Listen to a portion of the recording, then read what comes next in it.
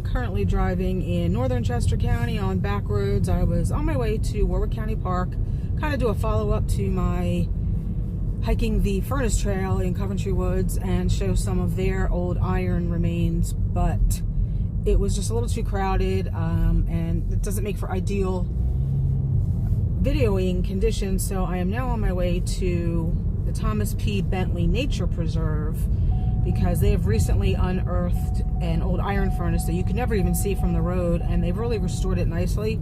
So I'm headed over there and to see kind of, hopefully there's no one there. It's a very small preserve, so hopefully we can get some more good footage of the Pennsylvania iron heritage.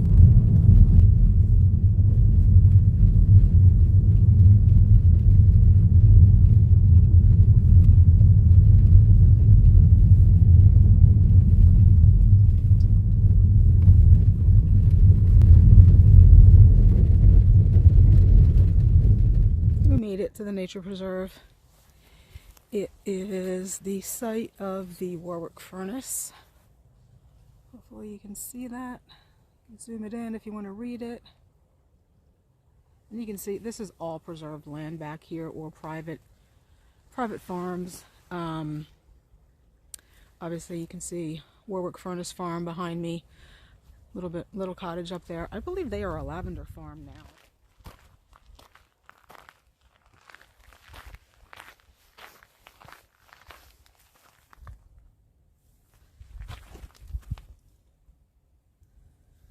They have a little bit more information about what these buildings are over on this board.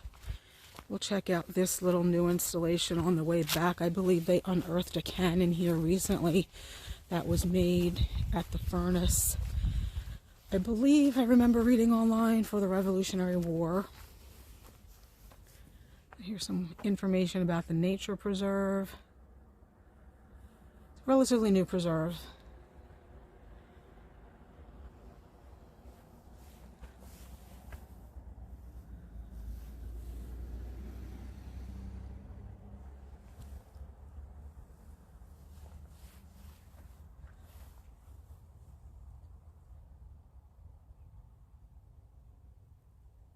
It says over 100 acres of this preserved land are set aside as the Thomas P. Bentley Nature Preserve. The preserve contains the remains of the historic Warwick furnace, which have been stabilized and protected for the public to enjoy.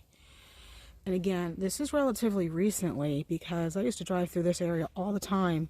10, 15 years ago, you could not even see this from the road. It was so thick and overgrown back here. Here is the QR code. You want to read about the cannon. It's, see if I can find it. It says, as local lore had it, let me just read the whole thing for you, just in case. Holy mackerel, it's a cannon. Those are the words uttered on April 14th, 2022 by Board of Directors member Jim Moore, as a Revolutionary War era cannon was unearthed at the Thomas P. Bentley Nature Preserve. Over the next 3 weeks, 3 additional 7-foot, 45,000-pound cannons would be exhumed by Moore, former Warwick Township Supervisor Jason Swinehart, and Ray Bentley, who funded the discovery and is a conservation easement landowner with French and Pickering. As local lore had it, General Washington had marched his troops to Warwick Furnace to give his soldiers much-needed rest and to repair weapons. Cannons forged at Warwick Furnace were hastily buried in the surrounding fields by the colonial army in 1777 to prevent their capture by the British troops. Built in 1737, Warwick Furnace produced various iron products, including pots, clock weights, and the Franklin stove. During the Revolutionary War, the furnace began making military supplies such as cannons and artillery. French and Pickering had no idea the important historical artifacts were hidden within the preserve when the land was protected by conservation easement in 2015, a reminder that nature can unlock parts of our collective history. And I can attest to that because, like I said, this area used to be so overgrown you could never even see that this was back here. And now to see it preserved is, to me, it's just fascinating. I mean, I minored in history in college, but they don't teach you this kind of stuff, to be quite honest with you. Maybe if you were getting really into your history classes, but the hills in northern Chester County and Montgomery County, Berks County, Schuylkill, all over, they contain the history of the American continent. America as we know it. And I just find it absolutely fascinating. Even the coal mining history up there was probably almost like a big old stone barn, if I remember correctly how furnaces work. And it would have had kind of like, what should I call it? Almost like a gangway over from the top of there over to the top of the furnace, where they would have dropped in all of the mixture that they used back in the day to fire up the furnaces and make the iron.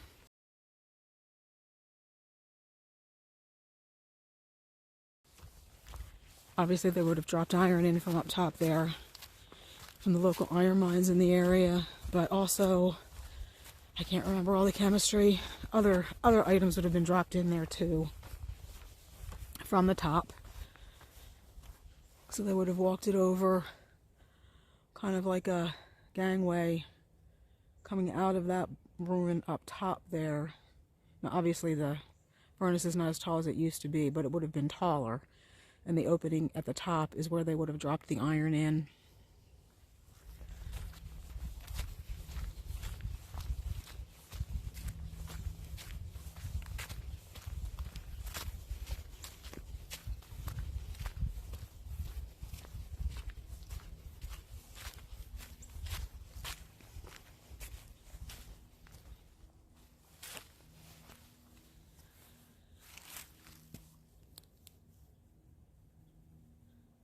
It's just so incredibly peaceful out here. I don't hear anything except birds and a plane in the distance.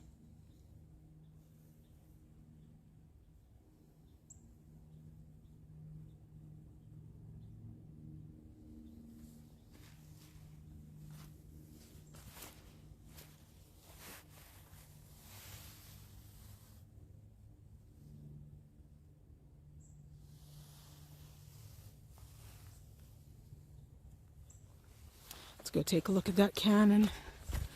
There again in the distance you can see Warwick Furnace Farm.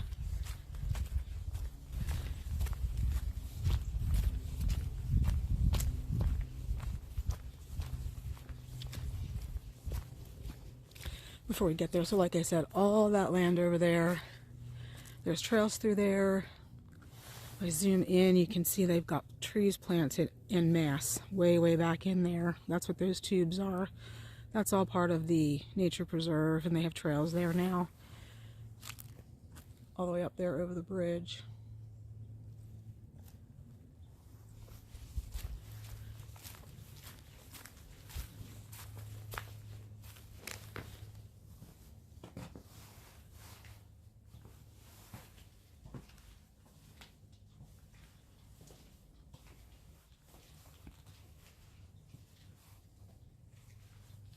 Incredible.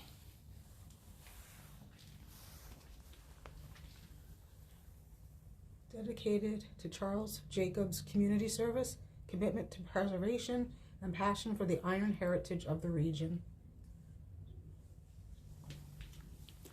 Nice little building they have here.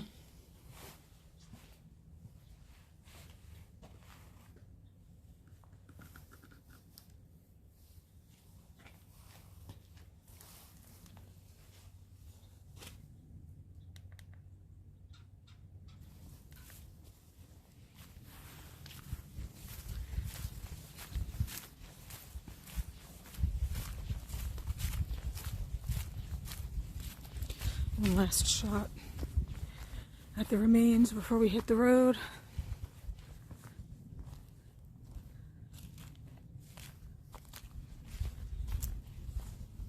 And what I imagine is a beautiful little tenant cottage of the Warwick Furnace Farm up there.